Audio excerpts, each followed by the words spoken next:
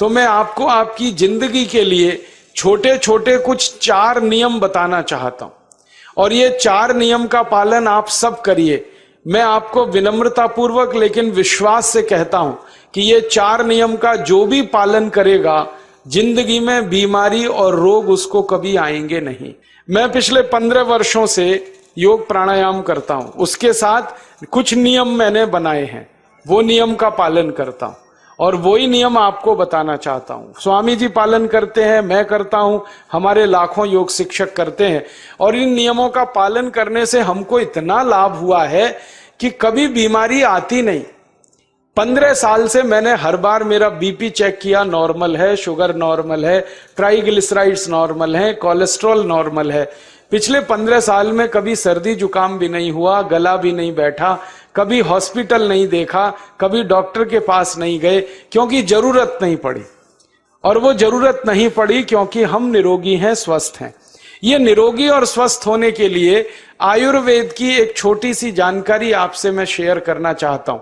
आयुर्वेद में यह कहा गया है कि किसी भी व्यक्ति को निरोगी होना है, रोग मुक्त होना है, तो अपने जीवन में 3 बातों का ध्यान रखे।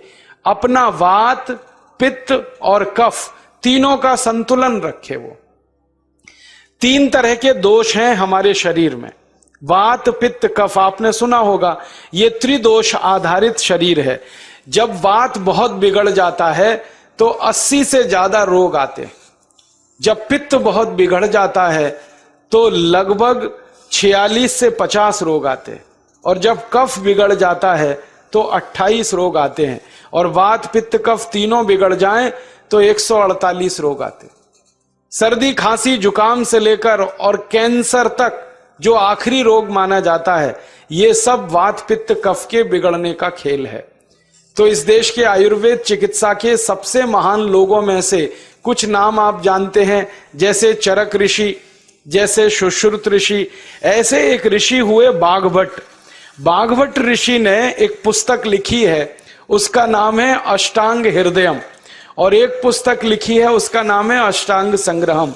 इन दोनों पुस्तकों में उन्होंने 7000 नियम बताए हैं। उनमें से 4 बताता हूं, अच्छे लगे तो आज से ही पालन करो, और दूसरों को भी बताओ, ताकि कोई भी इन नियमों का पालन करे तो बीमार ही ना पड़े। ये चारों नियम हैं वात, पित्त और कफ को संतुलित रखने के लिए। अब वात, पित्त, कफ तीनों एक साथ आपके संतुलित रहें, तो उसके लिए पहला नियम है खाना खाने के तुरंत बाद पानी नहीं पीना। ये पहला नियम है। आप बोलेंगे ये तो बड़ी मुश्किल बात है, खाना खाते ही पानी पीते हैं हम तो सबके सब, और बिना पानी पिए खाना ही नहीं खाते। कई लोग तो खाने से ज्यादा पानी पीते हैं, खाना कम खाते हैं, पानी ज्यादा पीते हैं। ये खाना खाने के बाद पानी कभी भी नहीं पीना, क्योंकि महर्षि बाघभट्ट कहते हैं भोजनांते विषम वारी, माने भोजन के अंत में पानी पियो तो जहर के पीने के जैसा है। इसलिए वो कहते हैं कभी भी खाने के तुरंत बाद पानी मत पियो। अब आप मुझे पूछोगे क्यों नहीं पिए, कारण बता दो। कारण मैं बताना चाहता हूं सरल भाषा में। हम जब खाना खाते हैं ना, तो पेट में सारा खाना इकट्ठा होता है। पेट में एक स्थान होता है, उसको हम कहते हैं जठर। संस्कृत में, हिंदी में जठर कहते हैं, अंग्रेजी में उसको एपिगैस्ट्रियम कहते हैं, हिंदी में कुछ लोग उसको आमाशय भी कहते हैं। ये जठर छोटा सा स्थान है। आपके पेट में नाभि है ना, उसके लेफ्ट साइड में बाईं तरफ छोटा सा स्थान है। सारा खाना आपका इसी स्थान पर आता है। जो भी आप खाते हो, रोटी, चावल, दाल, सब्जी, दूध, दही, कुछ भी खाओ, सब कुछ जठर में आता है। अब जठर में जैसे ही खाना इकट्ठा होता है तो उसमें आग जलती, और उस आग को कहते हैं जठर अग्नि। मिला के बोल देते हैं जठराग्नि। आप जैसे ही खाना खाते हो, पेट में जठर में अग्नि जलती है, वो अग्नि खाने को पचाती है। और अग्नि खाने को ऐसे ही पचाती है जैसे रसोई घर की अग्नि खाने को पकाती है। आपके रसोई घर में आप अग्नि जलाओ, उसके ऊपर दूध रख दो, दूध में थोड़ा चावल डाल दो, अग्नि जब तक जलती रहेगी खीर तब तक बनती रहेगी। आप घर में अग्नि जलाओ, उसके ऊपर पानी रख दो, उसमें दाल डाल दो। दाल की पकने की क्रिया तब तक चलेगी जब तक अग्नि जलेगी। ऐसे ही पेट में होता है, जैसे ही आपने खाना खाया पेट में अग्नि जलती है, और जब तक अग्नि जलती है तो खाने के पचने की क्रिया चलती है। जैसे रसोई घर में खाना पकाते हैं वैसे ही पेट में भी खाना पकता है। इसी को हम पचने की क्रिया कहते हैं, अंग्रेजी में उसको डाइजेशन कह देते हैं। तो आपने खाना खाया, पेट में अग्नि जल गई, अब वो खाने को हजम करेगी, पचाएगी। अब मुझे एक प्रश्न का उत्तर दो आप, कि जैसे ही आपने खाना खाया पेट में अग्नि जल गई और वो खाने को पचा रही है, तुरंत आपने गट गट गट गट पानी पी लिया और खूब ठंडा पानी पी लिया, बर्फ मिलाया हुआ पानी पी लिया, फ्रिज का पानी पी लिया। क्या होने वाला है? अग्नि जलेगी कि बुझेगी? अग्नि के ऊपर पानी डालो तो अग्नि और पानी की दोस्ती नहीं है, दुश्मनी है। पानी अग्नि को बुझा देता है। तो आपने खाना खाया, अग्नि जली, पीछे से गटगट पानी पी लिया, अब अग्नि शांत हो गई, अब खाना पचेगा नहीं, तो वो पेट में पड़ा पड़ा सड़ेगा, और सड़ा हुआ खाना 100 से ज्यादा विष पैदा करेगा, और वो 100 विष आपकी जिंदगी को नरक बना देंगे और जिंदगी भर आप बीमार पड़े रहेंगे। आपको मालूम है, कई लोग कहते हैं मुझे पेट में बहुत गैस बनती है। ये गैस उन्हीं को बनती है जिनका खाना हजम नहीं होता। कोई लोग कहते हैं कि मुझे पेट में जलन होती है, ये जलन उन्हीं को होती है जिनका खाना पचता नहीं। कोई कहते हैं कि मेरे पेट में एकदम गुम हो जाता है, फूल जाता है, ये सब वो लक्षण हैं जब खाना पचता नहीं। तो खाना पचेगा नहीं तो सड़ेगा, सड़ेगा तो विष पैदा करेगा, और वो विष आपको बीमार करेंगे। इसलिए महर्षि भागवत ने कहा, खाना खाते ही पानी मत पियो। समझ में आया? फिर आप बोलोगे कितनी देर तक नहीं पिए? कम से कम 1 घंटे तक। 1 घंटे बाद पानी पियो। आप बोलोगे जी 1 घंटा क्यों? ये जो अग्नि जलने की क्रिया है ये लगभग 1 घंटे तक ही चलती है पेट में, उसके बाद अग्नि अपने आप शांत हो जाती है, उसके बाद पानी पी लो। तो खाना अगर 10 बजे खाया तो 11 बजे पानी पियो, 11 बजे खाया तो 12 बजे पियो, 12 बजे खाया तो 1 बजे पियो, 1 घंटे बाद पानी पियो। अब आपके मन में यह सवाल आ सकता है कि खाना खाने के पहले पी लें क्या? हाँ पी लो, 40 मिनट पहले पेट भर के पानी पी लो। 10 बजे खाना खाना है, 9:20 पे खूब पानी पी लो, जितना पी सकते हो। 11 बजे खाना खाना है, 10:20 पे पी लो, खूब पानी पी लो, 40 मिनट पहले। आप और एक सवाल पूछ सकते हो कि अच्छा ठीक है, खाने के बाद पानी तो नहीं पिएंगे, कुछ और पी सकते हैं क्या पानी को छोड़कर? तो उसके लिए भागवत जी कहते हैं कि खाने के तुरंत बाद अगर पीना है तो दही की लस्सी पियो, मट्ठा।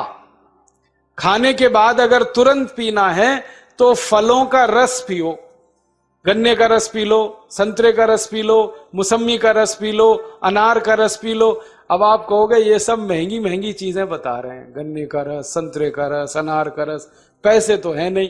तो सबसे सस्ता रस है नींबू का ही रस पी लो, शिकंजी बना के पी लो, वो तो सबसे सस्ता है। तो खाना खाने के बाद या तो दही की लस्सी पियो या रस पियो। और एक तीसरी चीज है, दूध पी सकते। तो खाने के तुरंत बाद पीना है तो दही की लस्सी या मट्ठा, खाने के तुरंत बाद पीना है तो कोई फल का रस, खाने के तुरंत बाद पीना है तो दूध। पानी 1 घंटे बाद पियो। और अगर एक बात ध्यान रखो तो अच्छा है कि सवेरे खाना खाते हैं जिसको हम ब्रेकफास्ट कहते हैं, नाश्ता, तो फलों का रस पीना अच्छा, दोपहर को खाना खाएं तो लस्सी और मट्ठा पीना अच्छा, और रात का खाना खाएं तो दूध पीना अच्छा। जो लोग इस नियम का पालन कर सकते हैं जिंदगी में कभी भी 80 रोग उनको नहीं हो सकते। वात पित्त कफ तीनों ही इस एक छोटे से नियम से संतुलित रहते हैं। तो ये पहला नियम मैंने आपसे कहा। दूसरा नियम एक और है, और वो नियम ये है कि पानी कभी भी पियो, घूट घूट भर के पियो। जैसे गरम चाय पीते हैं, गरम कॉफी पीते हैं, गर्म दूध पीते हैं, एक एक घूंट भर के, एक एक सिप करके, ऐसे ही पानी पीने की आदत डालो। ये मुंह में एक बार गिलास लगा लिया, गटागट उसको खाली कर दिया, ये तरीका गड़बड़ है। एक घूंट पानी, दो घूंट पानी एक बार में उतना ही पियो। आप बोलोगे ये क्या चक्कर है? बात ऐसी है कि एक एक घूंट पानी जब हम पीते हैं तो मुंह की लार पानी के साथ मिलकर पेट में अंदर जाती है, और ये जो मुंह की लार होती है ये क्षारीय होती है और पेट में हमेशा अम्ल बनता रहता है। तो एक घूंट पानी पिया, मुंह की लार इसके साथ अंदर गई, दो घूंट पिया और ज्यादा गई, बार बार लार अंदर जाएगी तो क्षार पदार्थ पेट के अम्ल के साथ मिलेगा। पेट में अम्ल बनता है, मुंह में लार क्षारीय होती है।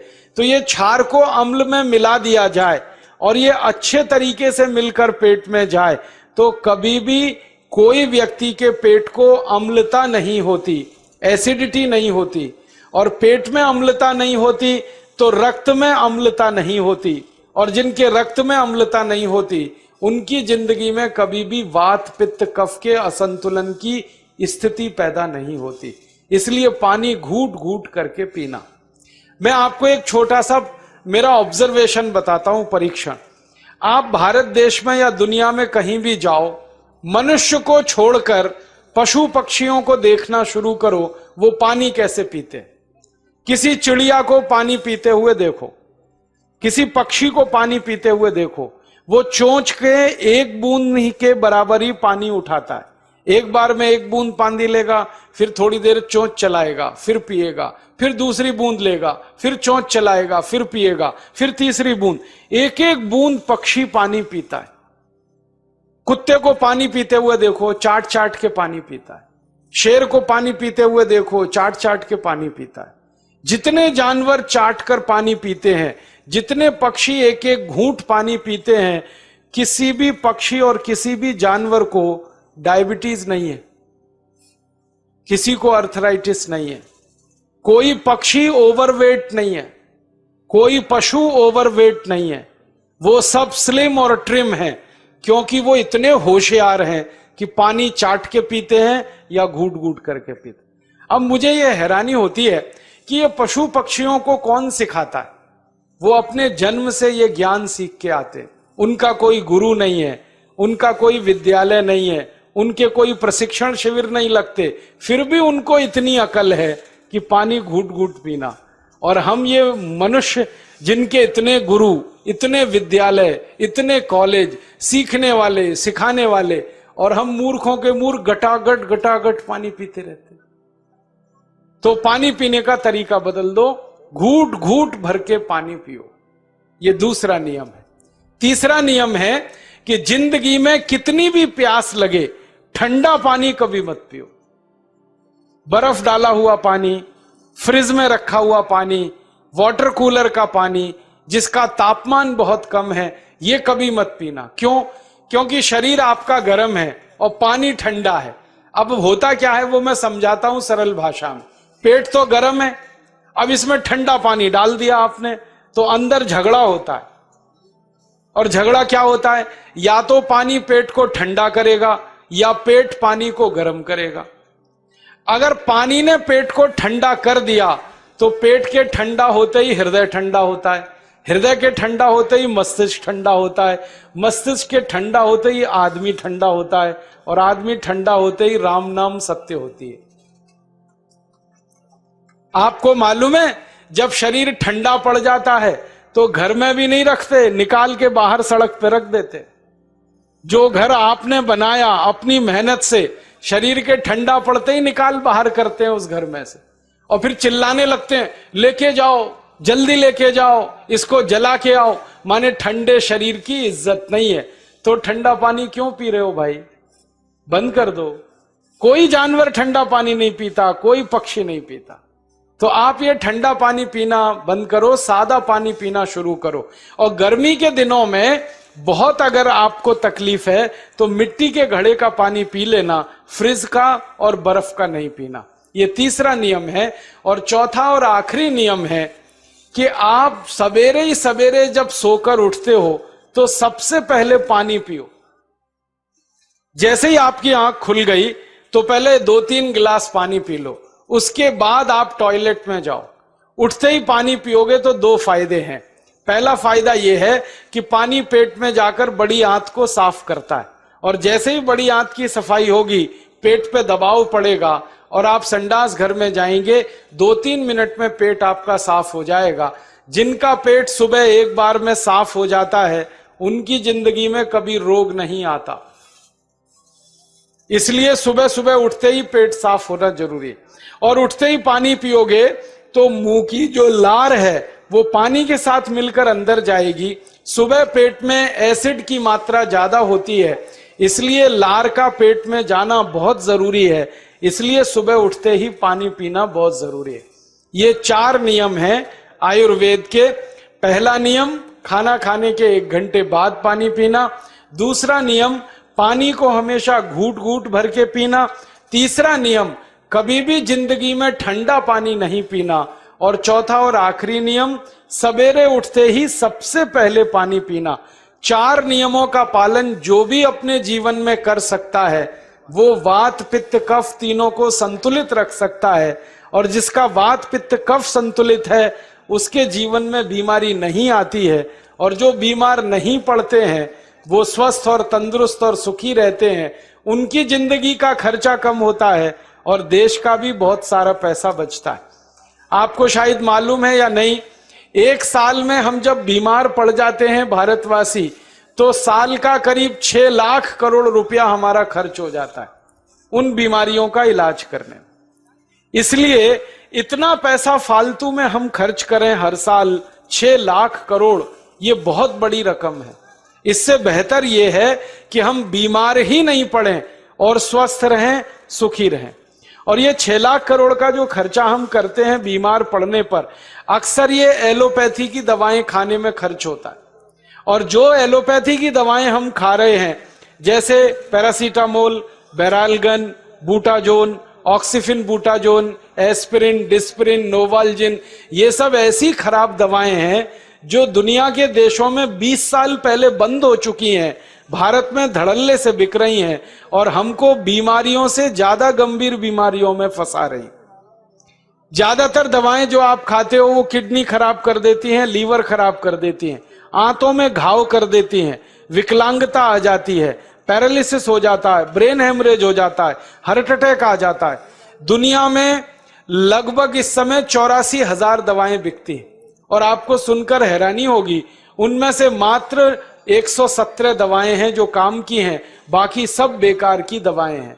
उन बेकार की दवाओं को खाकर हम 6 लाख करोड़ खर्च करते हैं। ये बहुत दुख और अफसोस की बात है।